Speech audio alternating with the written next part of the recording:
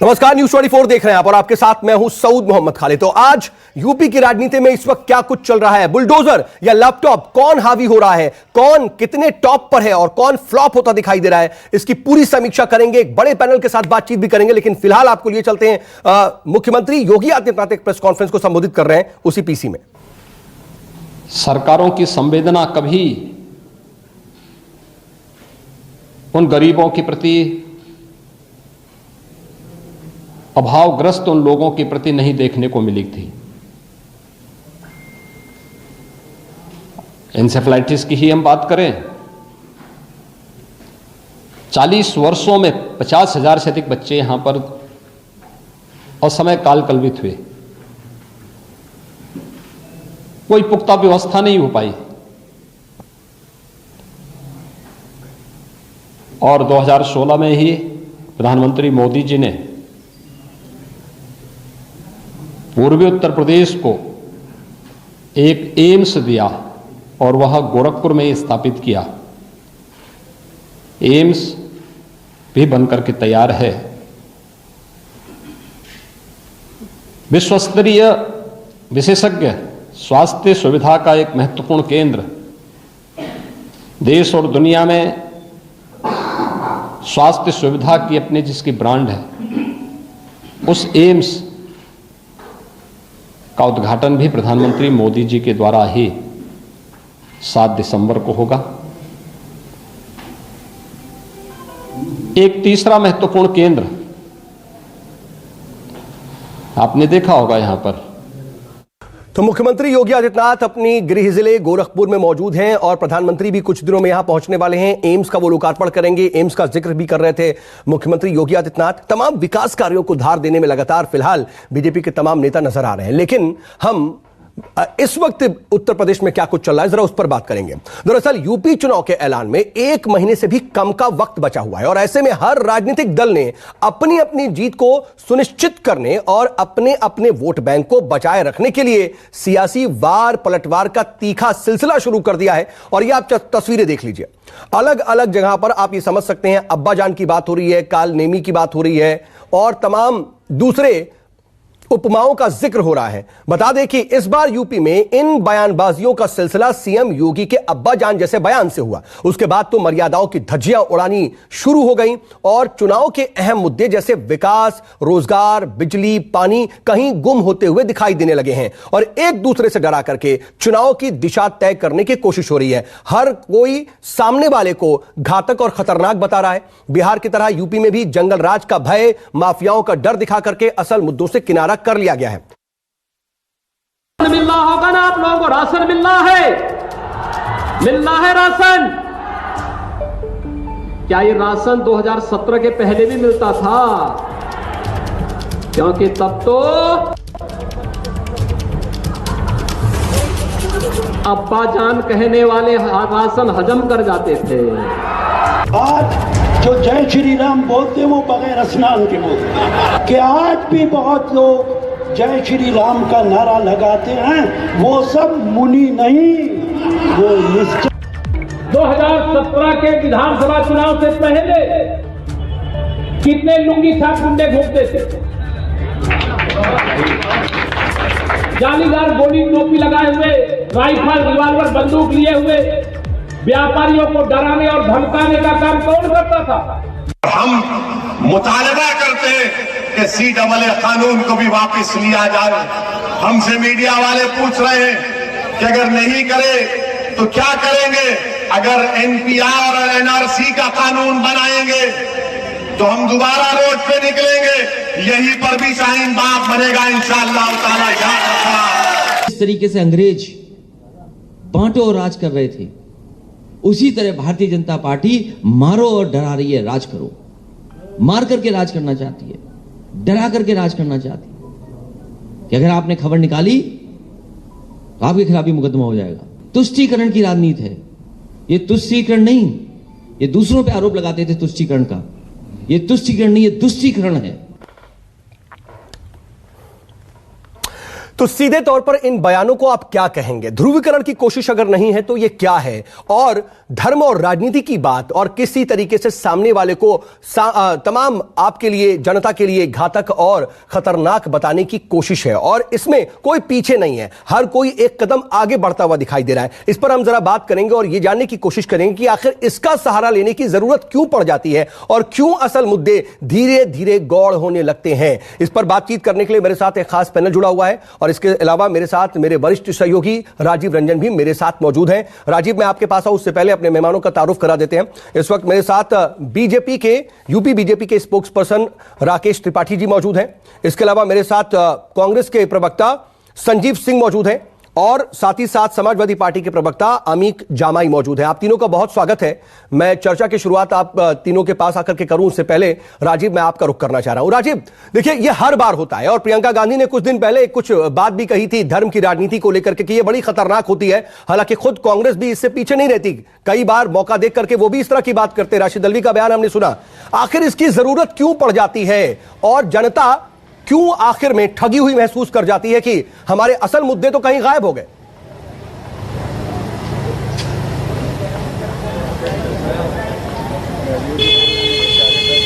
देखिए सऊद, प्रियंका गांधी भी जब मुरादाबाद गई तभी उन्होंने अखिलेश यादव पर हमला किया, धर्म जाति की बात की। और जब वो मुरादाबाद में बात कर रही थी तो सीए एनआरसी का मुद्दा उठाते हुए उन्होंने कहा कि अनस की जब मौत हुई, सुलेमान की जब मौत हुई, तब अखिलेश यादव कहाँ थे।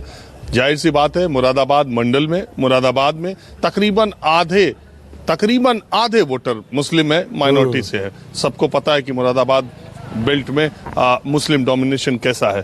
तो वहीं पर जाकर के प्रियंका गांधी ये बात कर रही हैं तो आप सीधे समझिए वो किसके लिए कह रही हैं, अनस का नाम क्यों ले रही हैं, सुलेमान का नाम क्यों ले रही हैं।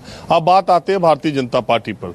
देखिए, भारत की राजनीति में बहुत समय से, जब से भारतीय जनसंघ बना और तब से और बहुत बाद तक मुसलमानों को डरा करके ही, मनोवैज्ञानिक दबाव डालकर के ही सेकुलर पार्टीज वोट लेती रही, ये कह करके कि फला आ जाएंगे, फला आ जाएंगे, और मुसलमान एक वोट बैंक की तरफ इस्तेमाल होता रहा। अब राजनीति पलटा खाई है। अब उत्तर प्रदेश के चुनाव में भारतीय जनता पार्टी के नेता ऐसा लगता है जैसे हिंदुओं को डरा रहे हैं कि अगर हमको वोट नहीं दिया तो मुसलमानों का राज आए। ये टोपी लुंगी कहने से अच्छा मुसलमान बोल देते केशव प्रसाद मौर्य। कौन जाली टोपी पहनता है और कौन जालीदार टोपी पहनता है, कौन चेक्स वाली लुंगी पहनता है, ये सबको पता है।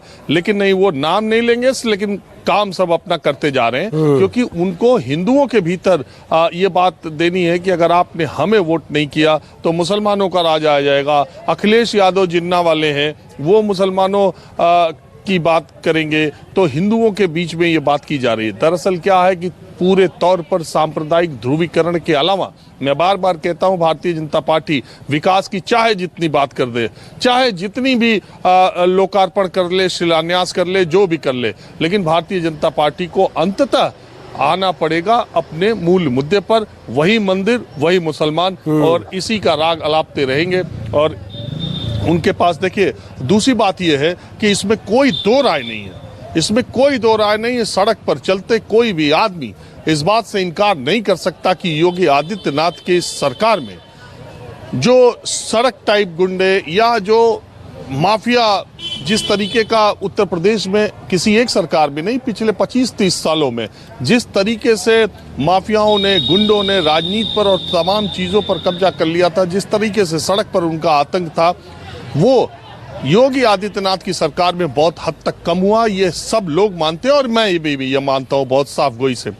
आदमी जिस तरह से कहा यह जाता है सऊद कि एक सफल आदमी, एक सफलतम आदमी जो होता है, उसके व्यक्तित्व में बहुत खामियां होती हैं, व्यक्तित्व में उसके बहुत खामियां होती हैं, लेकिन एक दो खूबियां ऐसी होती हैं जो उसको सफलता दिलाती हैं, जिसमें वो भीड़ से अलग होता है और वही उसकी स्ट्रेंथ होती है और वो अपनी उस खूबी को, अपनी उस ताकत को समझता है। ठीक इसी तरह से पॉलिटिकल पार्टी, ये नेता अपनी तमाम खामियों के बावजूद अपनी एक स्ट्रेंथ को, अपनी ताकत को, अपनी खूबी को समझते हैं। योगी आदित्यनाथ अपनी उस स्ट्रेंथ को समझते हैं कि एक तो वो भगवादारी, अकेले भारत आजाद होने के बाद संवैधानिक कुर्सी पर भगवाधारी एकमात्र बैठने वाले व्यक्ति हैं। उनको मालूम है वो मठ के महंत हैं, वो बाबा हैं और वो भगवाधारी हैं, तो वो हिंदुत्व, कट्टर हिंदुत्व की बात करेंगे।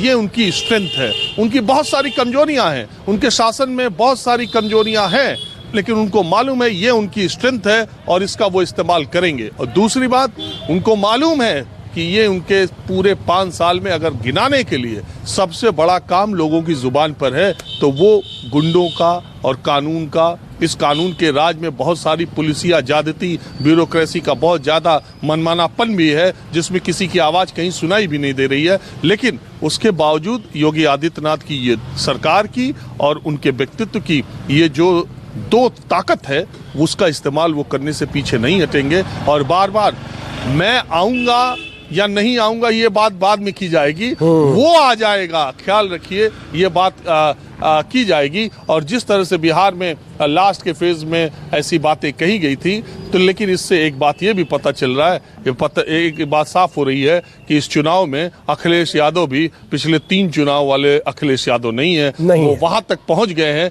कि उनके आने का डर अब भारतीय जनता पार्टी को सताने लगा है। और सताने लगा है तभी तो कह रहे हैं ये लुंगी टोपी वाले आ जाएंगे, तभी तो कह रहे हैं ये राशन खत्म हो जाएगा। अब योगी आदित्यनाथ अपनी जनसभाओं में ये नहीं कह रहे हैं कि ये जब तक चुनाव है तभी तक फ्री राशन है। ये नवंबर में इसकी टाइम लिमिट थी, खत्म हो गया था, इसे 4 महीने के लिए बढ़ाया गया, मार्च तक ही फ्री राशन मिलेगा। ये नहीं कह रहे हैं। तो ये देखो, सियासत की शतरंज है, ये चुनाव है, इसमें सब मोहरे अपने अपने तरीके से चले जाएंगे। अखिलेश यादव भी अपने मोहरे बहुत आक्रामक तरीके से, मुझे पता है कि 15 दिसंबर के बाद वो भी चलना शुरू करेंगे, अखिलेश यादव भी।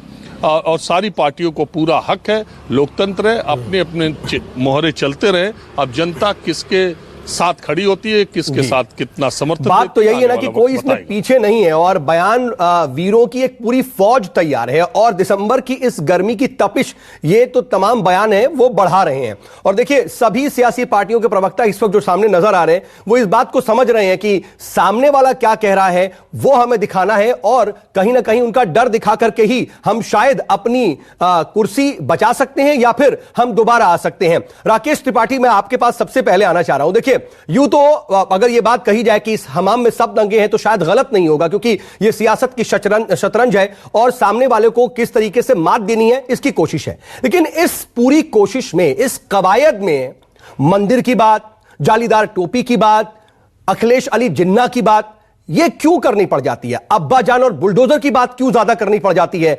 विकास, रोजगार, बिजली, ये तमाम चीजें क्यों पीछे हो जाती हैं?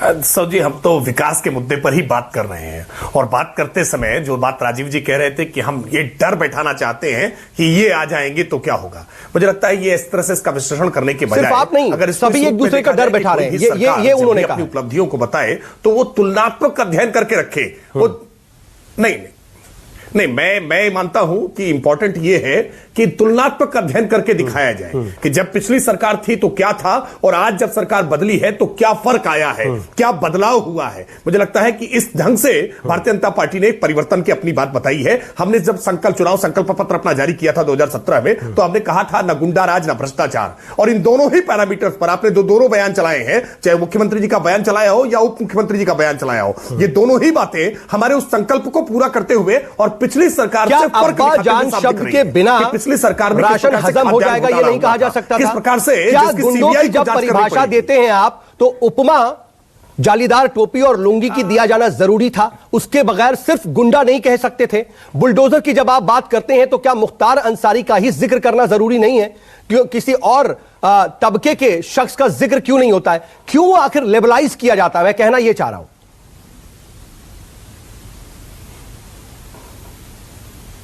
देखिए साहू जी, जब जनता के साथ संवाद कर रहे होते हैं तो हम निश्चित तौर पर वो उस भाषा में बात करते हैं और उस तरीके से बात करते हैं ताकि जनता उसको पूरी तरह से मेमोराइज कर सके, उसको उसके सामने चित्र उपस्थित हो सके।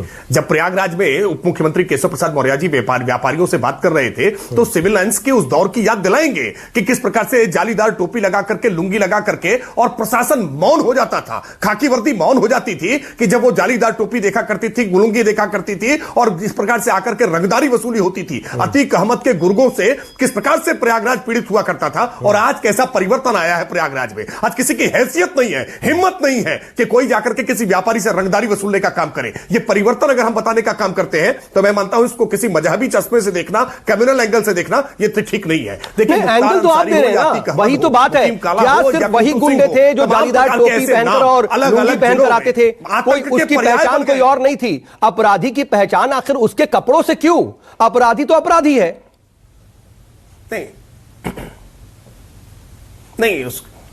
नहीं, उसकी कपड़े से भी होगी, उसकी बोली से भी होगी, उसके पार्टी के झंडे से भी होगी। और यह बात केवल मैं नहीं कह रहा हूं, आप चौधरी अजीत सिंह जी का भाषण उठाकर देख लीजिए। उन्होंने खुद इस बात को कहा कि जिस गाड़ी पर सपा का झंडा समझो उसमें बैठा गुंडा। समाजवादी पार्टी की लाल टोपी पहचान होती है गुंडागर्दी की। अगर हम लाल टोपी बताएंगे गुंडागर्दी की पहचान तो इसमें लोगों को आपत्ति होने लगेगी। समाजवादी पार्टी का नारा हुआ करता था कि समाजवादियों का नारा है खाली प्लाट हमारा है। जहां कहीं किसी विधवा की जमीन देखी, किसी गरीब की जमीन देखी, किसी दलित की जमीन देखी, तुरंत समाजवादी पार्टी का झंडा लगा करके और उस पर कब्जा करने का काम। ये भी तो आम भाषा ही है, ये भी तो आम भाषा है। आप इस तरीके से अगर अपनी बात रखते तो शायद ये धर्म नहीं हो जाती। आप ये पार्टी विशेष को आप टारगेट करते हो, फिर पार्टी उस पर जवाब देती। अमीक जामाई से मैं इस पर रिएक्शन चाहूंगा। अमीक बताइए, जहां बात कर रहे थे राकेश त्रिपाठी से कि आखिर लिबरलाइज करने की जरूरत क्या, लेकिन वहीं पर उन्होंने आपके वक्त में भी क्या रहा और किस तरीके के नारे चलन में रहे ये भी बता दिया। और आपको भी फिर जिन्ना की बात करनी क्यों पड़ जाती है?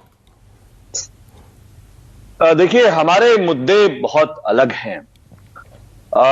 मुख्यमंत्री बाबा, हमारे त्रिपाठी जी, उप मुख्यमंत्री जी, इनकी भाषा बिगड़ रही है, इसका कुछ मतलब तो है ही है। और ये मतलब पूरे उत्तर प्रदेश की जनता को बहुत साफ साफ समझ में आ रहा है। समझ में इसलिए भी आ रहा है कि पूर्वांचल एक्सप्रेसवे पर अभी तो हमने अपनी रैली शुरू नहीं की है समाजवादी के लोगों ने। अभी तो ये पिक्चर का ट्रेलर है।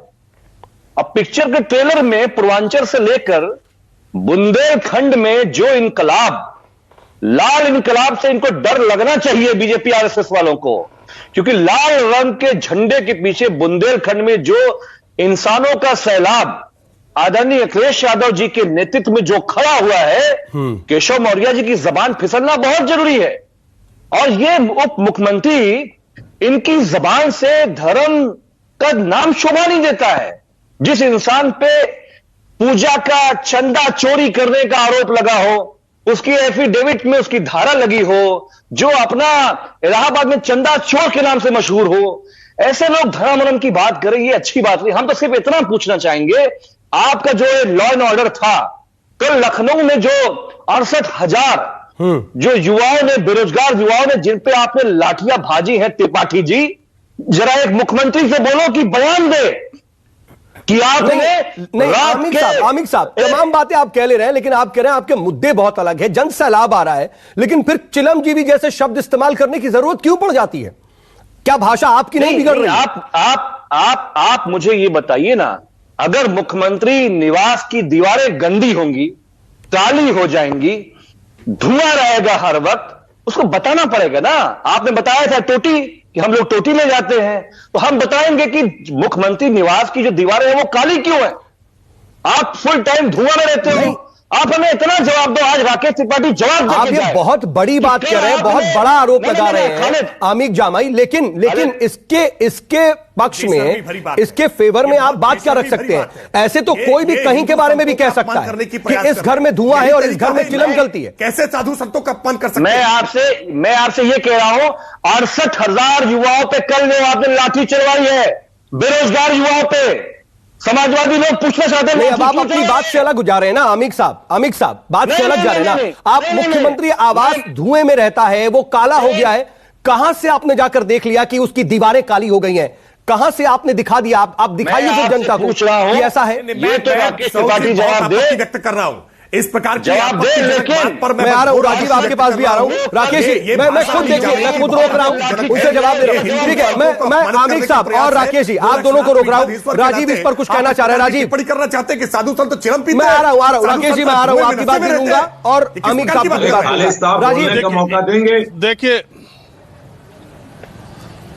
राजीव, देखिए ये बहुत ही सतही और बहुत ही घटिया स्तर की बहस है, बहुत ही सतही और घटिया स्तर की बहस है। अगर इस तरह की बहस करनी है अमीक जामाई साहब, तो मुझे लगता है कि हम देश की राजनीति, देश के सबसे बड़े सूबे की राजनीति करने आए हैं और इस तरह की बातों को अगर यहाँ करेंगे तो आप जिस पार्टी का पक्ष रखने के लिए आए शायद आप उसके साथ न्याय नहीं कर रहे हैं और ना हमारे दर्शकों के साथ न्याय कर रहे हैं। दूसरी बात यह है कि ये जो पार्टियों में बैठे लोग हैं वो अपनी अपनी पीठ थपथपाते जरूर रहे, लेकिन इस सवाल का जवाब ना अमीक जमई दे सकते हैं कि अतीक अहमद और मुख्तार अंसारी किसकी सरपरस्ती में देश में उत्तर प्रदेश की राजनीति में इतने ताकतवर कैसे बने, कैसे अतीक अहमद को हराने वाले दूसरे पार्टी के विधायक की हत्या सरेआम इलाहाबाद में कर दी गई, कैसे मुख्तार अंसारी के भाई को हराने वाले भाजपा विधायक की हत्या सरेआम कर दी गई, AK-47 से भून दिया गया।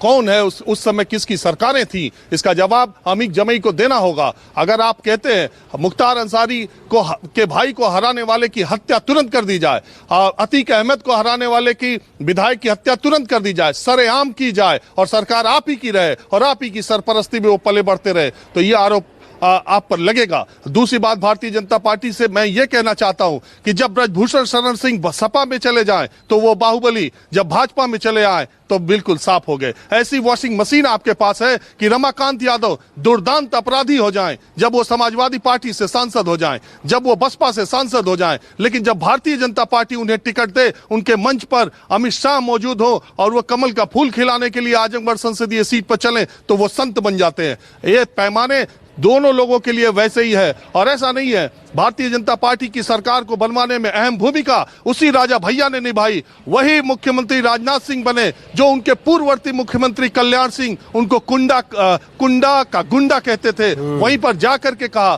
तो सारी पार्टियों ने सबकी सरपरस्ती में ये चीजें आई हैं जहां पर आज हम पहुंचे हैं। तो आप एक जिनके अपने घर शीशे के बने होते हैं ना, वो दूसरों पे पत्थर नहीं उछाला करते। दो उत्तर प्रदेश की सियासी पार्टियों ने, इसमें एक पार्टी नहीं है, अभी कांग्रेस के प्रवक्ता हैं, मैं दावे के साथ कह सकता हूं कि राजीव गांधी के हरिशंकर तिवारी जो उत्तर प्रदेश पूर्वांचल के सबसे बड़े माफिया और माफियाओं के भीष्म पितामह है, 70 के दशक के सबसे बड़े माफिया में नाम की गिनती है, आज भी उनके नाम से पूर्वांचल में लोग कांप जाते हैं। वो हरिशंकर तिवारी को राजनीति में लाने का काम कांग्रेस पार्टी ने किया, उन्हें अमेठी के चुनाव का संयोजक बनाया गया और वही हरिशंकर तिवारी आज उनके बेटे और सारे लोग राजनीतिक रसूख वाले लोग माने जाते हैं। तो इसमें कोई न सपा न बसपा न कांग्रेस न बीजेपी अपना पल्ला नहीं झाड़ सकती। हम पत्रकारों का काम है आईना दिखाना। मैंने इन लोगों को बता दिया है और बाकी ये सतही और घटिया बातों पर बहस करनी हो तो ऐसी बहस से अमीक जमई तो बहुत समझदार और शानदार आदमी है, मुझे उम्मीद नहीं थी कि वो इस लेवल पर ले आएंगे, इसलिए मुझे ये सब बोलना पड़ा। और बिल्कुल ठीक बात है। और राजीव, जिस तरीके से आपने आईना दिखाया ना, कम से कम सभी सियासी पार्टियों के प्रवक्ताओं को यह समझ में आ गया होगा कि अपने गिरेबान में जाके और कम से कम ओछी बातें और इस तरह की बातें ना कहें जिससे कम से कम एक मर्यादा का स्तर गिरे। मैं आऊंगा राकेश जी, आपके पास भी आऊंगा, अमीक जी आप अपनी बात रखिएगा, मैं आपके पास भी आऊंगा। नमस्कार, मैं हूं मानक गुप्ता। अगर आपको हमारा ये वीडियो पसंद आया हो तो इसे लाइक और शेयर जरूर करें और हां, हमें सब्सक्राइब और फॉलो करना ना भूलें ताकि आप देश और दुनिया की कोई खबर मिस ना करें। तो जुड़े रहिए हमारे साथ और देखते रहिए News 24।